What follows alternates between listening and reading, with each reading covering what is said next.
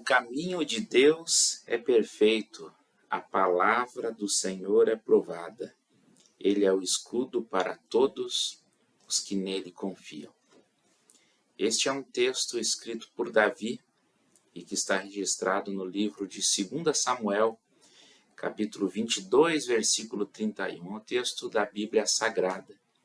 Este texto foi escrito por Davi, que foi rei de Israel por cerca de 30 anos, e o Davi teve a oportunidade de registrar algumas das suas orações, algumas das suas meditações, coisas que brotavam do coração do rei de Israel. Aliás, eu gosto muito de estudar os textos de Davi, porque Davi foi tido como o homem segundo o coração de Deus. Nenhum outro homem da Bíblia foi considerado o homem segundo o coração de Deus, mas Davi foi considerado o homem segundo o coração de Deus. E quando Davi escreve este texto dizendo o caminho de Deus é perfeito, ele escreve já numa fase bastante avançada da vida. Ele já estava na sua velhice, ele já estava ali perto, do seu período ali de morte. Obviamente ele não sabia exatamente quando que iria morrer, a gente nunca sabe quando que a nossa vida vai terminar aqui nesta terra, mas o Davi ele escreve este texto já numa fase mais avançada da vida. E quando a gente está chegando numa fase mais avançada da vida, eu percebo que é costumeiro assim das pessoas elas olharem assim para trás, é como se elas colocassem os seus olhos assim no espelho retrovisor. Quem é motorista sabe que a gente tem que andar para frente, mas sempre observando os retrovisores, né? Um de cada lado, tem um que fica acima. E eu tenho a impressão que o Davi estava aqui no finalzinho da vida, olhando pelo retrovisor, fazendo um balanço da sua vida, para saber se os caminhos que ele tinha percorrido foram de fato os caminhos corretos. E eu não sei se você já fez esta pergunta para você. A pergunta se nós estamos, se cada um de nós está percorrendo o caminho que nós temos que trilhar. Em outras palavras, eu diria que a gente tem duas possibilidades nesta vida: trilhar o nosso próprio caminho e trilhar o caminho que Deus preparou para cada um de nós. Eu gosto muito de ilustrar dizendo que Deus, ele deu para nós o controle remoto da nossa vida, ou deu o volante da nossa vida, o joystick da nossa vida, para que a gente possa tomar decisões a respeito da nossa vida. Obviamente, nem todas as decisões nós podemos tomar.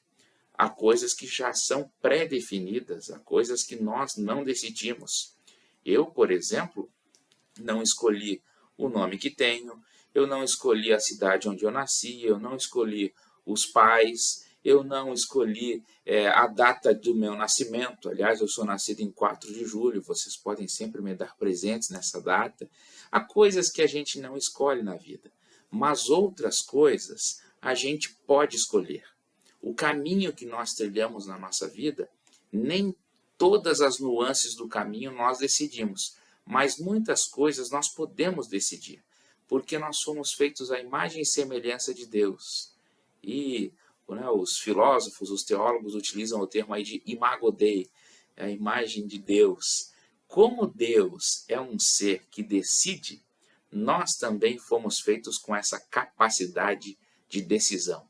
E nós temos a grande responsabilidade de levarmos a nossa vida e de optarmos pelo caminho que Deus trilhou para nós ou pelos nossos próprios caminhos.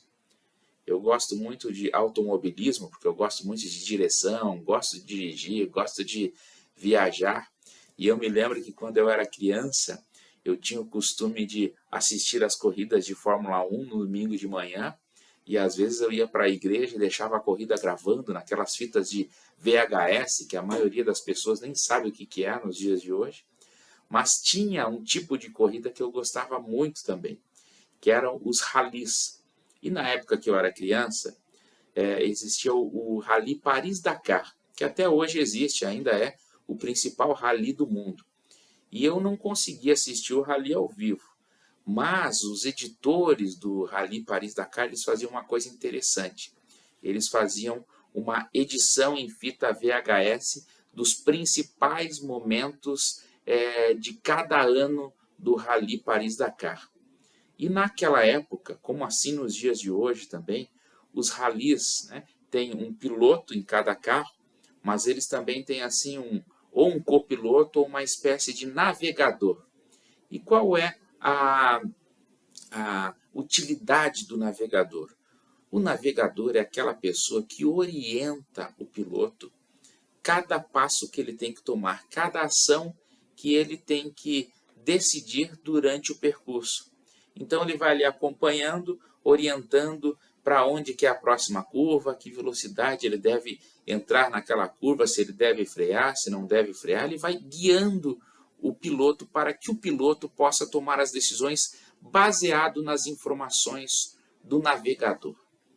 Eu penso que nós temos a responsabilidade de sermos o piloto das nossas vidas. Cada um de nós recebe o direito, o arbítrio de tomar as suas próprias decisões. Mas eu penso também que Deus é uma espécie de navegador. Alguém que coloca as informações à nossa frente, alguém que vai assim falando para nós à medida que nós vamos avançando no nosso caminhar, no nosso caminho, no nosso percurso, e cabe a nós decidirmos se nós vamos acatar as informações que o navegador, Deus, nos dá, ou se nós vamos tomar as decisões baseados nas informações que cada um de nós já tem. Eu penso que um dos grandes desafios da vida é nós seguirmos as orientações do grande navegador da nossa vida, que é Deus, ao invés de seguirmos os nossos próprios caminhos. Parece-me que o Davi, no finalzinho da vida, ele olha para trás com o sentimento de que ele seguiu de fato os caminhos de Deus. Obviamente ele teve ali umas quebras de percurso, algumas coisas na sua vida ele não decidiu de acordo com a vontade de Deus, mas de uma maneira geral, ele chega no final da vida com a convicção de que o caminho de Deus é perfeito e de que vale a pena a gente seguir os caminhos de Deus. Que Deus nos ajude. E o meu desafio para mim e também para você é que nós possamos seguir este caminho perfeito que Deus vai colocando diante de nós e que as nossas ações, as nossas atitudes possam ser atitudes baseadas no nosso navegador chamado Deus. Que Deus abençoe a sua vida. Até a próxima.